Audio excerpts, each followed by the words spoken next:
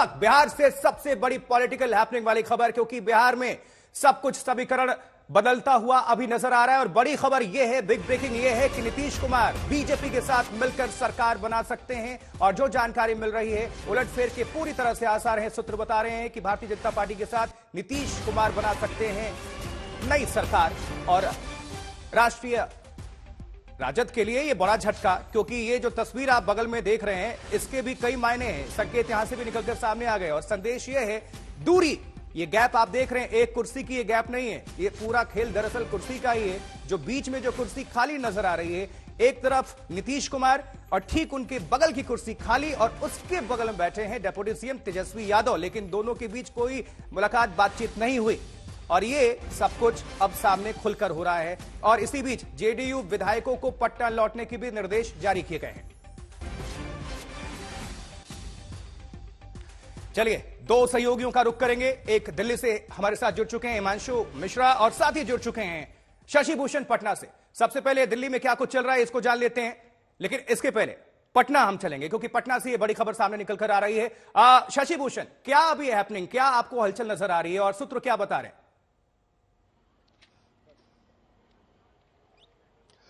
देखिए, सूत्र तो यही बता रहे हैं आशुतोष की बात लगभग बन गई है। नीतीश कुमार एक बार फिर से मुख्यमंत्री होंगे, क्योंकि नीतीश कुमार की जो पहली और आखिरी शर्त है वो यही है कि मुख्यमंत्री की कुर्सी वो नहीं छोड़ने वाले हैं। कल भी हम शाम लगातार बताते रहे दिन भर दर्शकों को कि नीतीश कुमार कुर्सी छोड़ करके कोई समझौता करें किसी भी राजनीतिक दल के साथ, किसी सहयोगी बनाने से पहले, ये बात थोड़ी असंभव सी दिखती है। तो एक बात तय है, और अभी जो बॉडी लैंग्वेज है बिहार बीजेपी के नेताओं का, कहीं ना कहीं उनके अंदर भी इस बात को लेकर थोड़ी मायूसी है कि नीतीश कुमार को एक बार फिर से मुख्यमंत्री के तौर पे उनको स्वीकार करना होगा। लेकिन जो दिल्ली में बैठक हुई जिसमें सम्राट चौधरी और बाकी नेता बिहार यूनिट के शामिल हुए, उस बैठक में जो स्ट्रांग प्रोटेस्ट है, या ये कह सकते हैं नीतीश कुमार के नाम पर जो आपत्ति हो सकती है, वो आपत्ति बिहार बीजेपी के नेताओं ने दर्ज कराई है। लेकिन अंतिम फैसला बीजेपी के केंद्रीय नेतृत्व को लेना है। प्रधानमंत्री नरेंद्र मोदी, अमित शाह, जेपी नड्डा, ये तीन ऐसे नेता हैं जो तय करेंगे, वही बिहार में होगा, वही बिहार का राजनीतिक भविष्य वहीं पे जाके वर्तमान बनना है। तो इस वक्त ये चर्चा है कि नीतीश कुमार जो हैं वही मुख्यमंत्री होंगे। बीजेपी की तरफ से कौन डिप्टी सीएम होगा, कौन से चेहरे को आगे लाया जाएगा, इसको लेकर बहुत क्लैरिटी नहीं है। और एक जो लगातार घटनाक्रम हुआ है तो उसमें सम्राट चौधरी के जो कल यहां से रवाना हुए थे दिल्ली, रात में उनकी बैठकें हुई और उसके बाद ये तय था कि सम्राट चौधरी वापस आज लौटेंगे और आज गणतंत्र दिवस है तो प्रदेश कार्यालय में उन्हें झंडा तोलन भी करना था। लेकिन अचानक उनका दौरा फिर से बदला और अब वो दिल्ली में ही हैं और दिल्ली में आज शाम बड़े नेताओं के साथ उनकी एक बार फिर से बैठक होनी है। तमाम नेता मौजूद रहेंगे। चिराग पासवान जा चुके हैं पटना से। तो जो भी सेंटर फोकस है पॉलिटिकल बिहार का, वो इस वक्त दिल्ली में है। लेकिन हाँ, पर्दा जब उठेगा तो बहुत सारी चीजें स्पष्ट होंगी कि बीजेपी आखिर किन शर्तों के साथ नीतीश कुमार को लेने के लिए तैयार हुई है। आशुतोष, ठीक है शशि भूषण, बने रहिए हमारे साथ। सुजीत झा भी जुड़ चुके हैं और हिमांशु भी जुड़े हुए हैं। हिमांशु, देखिए, राजनीति में अक्सर कहा जाता है कि कोई पक्का दुश्मन और दोस्त नहीं होता है और नीतीश कुमार इसके सबसे सटीक उदाहरण मौजूदा दौर में नजर आते हैं। जिससे कभी दुश्मनी हुआ करती थी वो दोस्त बनने जा रहा है और जिससे दोस्ती चल रही है वो अब दुश्मन बनता हुआ नजर आ रहा है। तो दिल्ली में क्या हालचाल है, दिल्ली की किस तरह से नजर है बिहार पर? देखिए, बिल्कुल आशुतोष, राजनीति में कोई परमानेंट दोस्त और कोई दुश्मन नहीं होता है, ये बात सही है। इसको मैं एक चीज और कह देता हूं। दिल्ली के अंदर एक बीजेपी के बहुत बड़े नेता ने, उन्होंने कहा था कि जब तक मैं जिंदा हूं नीतीश कुमार मुख्यमंत्री नहीं बनेंगे भारतीय जनता पार्टी के साथ गठबंधन में, और मैं नीतीश कुमार से 10 साल ज्यादा जीऊंगा, ये मैं कह सकता हूं। लेकिन आज देखिए सिचुएशन कैसी है कि उन्हीं के घर पे जो बैठकें हो रही हैं और उसके बाद अगर आप अंदाजा लगाएंगे तो ये तय हो चुका है कि नीतीश कुमार अब बीजेपी के साथ जाके सरकार बनाने वाले हैं। नीतीश कुमार को अंतिम फैसला जो है वो जल्द से जल्द लेना है। अगले 3 दिन में ये फैसला हो जाएगा।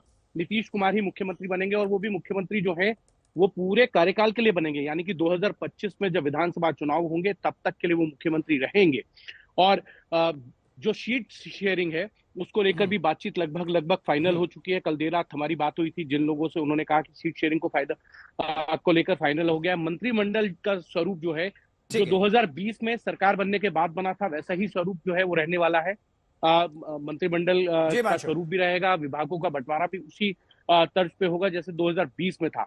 लेकिन सवाल यह है कि जो बीजेपी की स्टेट यूनिट है, प्रदेश इकाई है, वो इसका विरोध कर रही है। ठीक है मंशू, नजर बनाकर रखिएगा। आप सुजीत झा का रुख करेंगे। सुजीत, अंदर की हलचल जो कुछ भी हो रही है, इनसाइड स्टोरी अब दर्शकों के बीच रखिए, क्योंकि ये बहुत बड़ा पॉलिटिकल हैपनिंग है और बिहार में लगातार इस तरह से अंदेशा था, जो कि अब ये कयास कहीं ना कहीं खत्म होकर अब ये सत्य का रूप ले लेगा। यानी जो लोग कह रहे थे और जो खबरों को नकारते रहे थे कि इस तरह नहीं हो सकता, लेकिन वैसा ही होता हुआ नजर आ रहा है। जी बिल्कुल, देखिए राजनीति में जैसा कि कहा ही जाता है कि ना कोई परमानेंट दोस्त होता है ना दुश्मन, तो नीतीश कुमार इससे बेहतर उदाहरण और कोई हो नहीं सकता है। और आज आप देखिए, कल तक आरजेडी की तरफ से और तमाम यहाँ तक कि जेडीयू के जो अन्य नेता हैं वो भी बोलते रहे कि नहीं महागठबंधन में सब कुछ ठीक ठाक है। पर आज जो गणतंत्र दिवस के अवसर पर पटना के गांधी मैदान में जिस प्रकार की तल्खी दिखी मुख्यमंत्री नीतीश कुमार और उप मुख्यमंत्री तेजस्वी यादव के बीच में, 1.5 घंटे तक वो रहे और आपस में बातचीत नहीं की, तो इससे स्पष्ट है कि दरार काफी बढ़ चुकी है। और इस दरार बढ़ने के पीछे एक मुझे जो महत्वपूर्ण कारण लगता है वो है लालू प्रसाद यादव की जो बेटी रोहिणी आचार्य ने जो ट्वीट किया था, वो एक बड़ा बहुत ज्यादा उसने इस दरार को और बढ़ा दिया। सुजीत, बिल्कुल यहीं से आप कंटिन्यू करिएगा। एक बड़ी खबर दे देते हैं, सुशील मोदी की तरफ से ये बयान सामने आ गया है कि दरवाजे वक्त के हिसाब से खुल सकते हैं और सुशील मोदी डिप्टी सीएम भी हो सकते हैं, तो दरवाजे जरूरत पड़ने पर खुल सकते हैं, ये कहना है सुशील मोदी का। और कयास ही लगाए जा रहे हैं कि डिप्टी सीएम की कमांडिंग फिर से सुशील मोदी के कंधों पर होगी। सूत्र बता रहे बीजेपी के साथ नीतीश बना सकते हैं सरकार, और इसी बीच ये बड़ी खबर, बड़ा बयान सुशील मोदी की तरफ।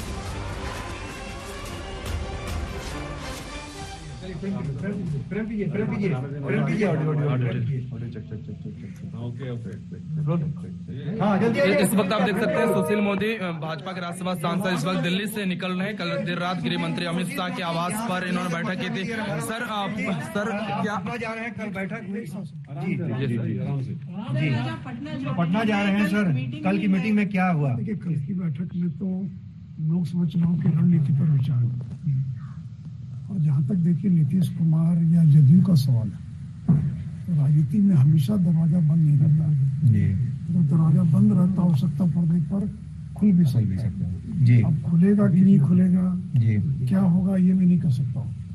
ये हमारा केंद्रीय नेतृत्व इन चीजों को तय करता है। जैसा मैंने कहा कि अगर दरवाजा बंद होता है तो राजनीति में दरवाजा खुलता भी है। बहुत बड़ा इशारा आप कर रहे हैं, दरवाजा खुल भी सकता है। और कार्य समिति की कल बैठक भी बुला ली गई है। सभी कैडर को, सभी लोगों को विश्वास में लेने की कोशिश चल रही है बीजेपी आलाकमान की तरफ से। कल पटना में प्रदेश कार्य समिति की बैठक बुला ली गई है अचानक। नहीं, वो तो देखिए रूटीन है, बैठक जो है हर 2-3 महीने पर होती है, वो बैठक हो रही है। लेकिन जैसा मैंने कहा कि राजनीति संभावनाओं का खेल है, कुछ भी हो सकता है, लेकिन अभी मैं इससे ज्यादा कुछ नहीं कर सकता हूँ, क्योंकि हम लोग को इसके बारे में कोई जानकारी। तो क्या सर मान लिया जाए कि नीतीश कुमार के लिए दरवाजा खुल गया, वो आ जा रहे हैं? नीतीश कुमार के लिए दरवाजा खुल गया, वो आ रहे हैं? सर आप कर रहे हैं?